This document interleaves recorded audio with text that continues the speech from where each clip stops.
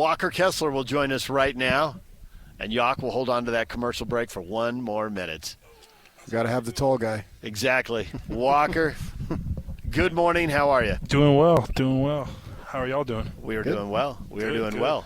There are so many questions about this Jazz team, and I think the fans have watched enough young guys come through. You know the rookies. You know the challenges that could come in the second year, even if you have success in the first one. But third-year guys, they're ready for third-year guys to break out. You're the third-year guy. I'm the third-year guy. And when you started laughing halfway through that because you knew where it was going. No question. I assume you've had the third-year talk with somebody, whether it's Will Hardy, Danny Ainge, Justin Zanuck. No question. I'm excited for this year. It's another opportunity to play and to do what I love, and so I'm going into it with no expectations, but understand I put in the work this offseason, so I'm ready for it. Yeah, you're only 23 years old, but yet you're like 3 years older than half the team. It's wild. It's wild. It really is crazy when you think about it. You're obviously so young. Where do you think you are on your progression with your game? I think obviously you can always get better, but I do think that this year is a big jump from last year and even my rookie year. I think that the past 2 years I've learned a lot, and going into this year, I'm just going to go in it with the right attitude, and I'm super excited.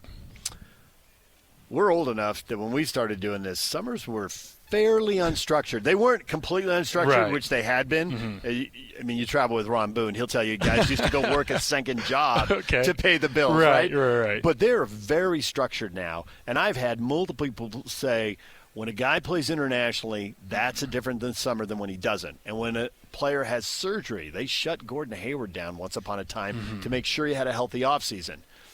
You've been down these paths. What is it like to not have a major injury, not play internationally, and be able to focus on improving? It's great. Having a summer to work the whole time and to be healthy and be at home, be here in Utah, it's been awesome. Just that kind of consistency, going at it every day. You see a lot of growth. Obviously last off season with USA and everything, it was an unbelievable opportunity. Super thankful I did it. I'm super thankful for the opportunity itself. But, it's just traveling on the road is just during the off season, it's tough.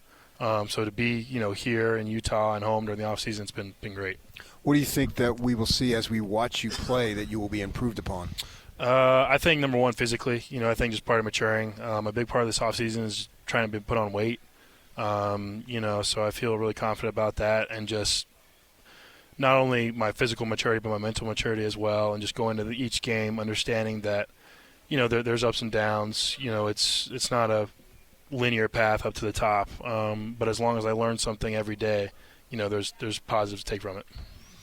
How much more confident do you feel? Because bringing the confidence to the court, 99 times out of 100, it changes outcomes. Right. A lot more confident. I think that having 2 years under my belt really helps. It's kind of weird that I am one of the older guys, kind of a vet. I'm not really a vet. I'm only played 2 years, but on this team I kind of am.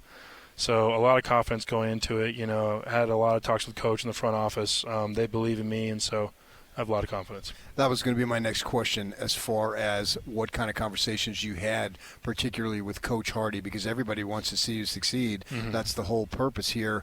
What were those like as far as maybe a level of expectation, consistency, whatever that might be? Yeah, just like you said, there's a certain level of expectation and consistency, but the expectation is just to go into every game with the right attitude and to play hard and to run fast and play physical, and because of that, with the expectation, that gives you a certain level of confidence as well, because, Coach believes in a player and he says, hey, I expect a lot of you, but I know you can do it. Yeah. Is it different now just because the NBA is so different with the rules and the way the floor is spread and all that? And for a big guy, it really changes how you have to play.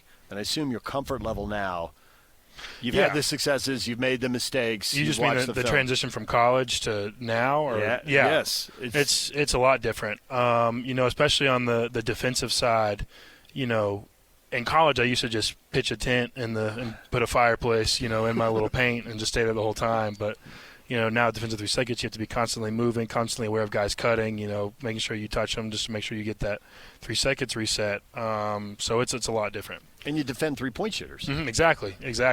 So it's a whole lot different, but I'm getting more comfortable with it. And even on the offensive side, understanding that you can, where you see your cuts, where you see your slash to the basket, getting those offensive rebounds, getting those little pockets. So, yeah. At your worst, and that's I'm setting this question up, so don't get mad at me. But it's not a great way to start a question. I know. That's why I said that. But I think you'll see it.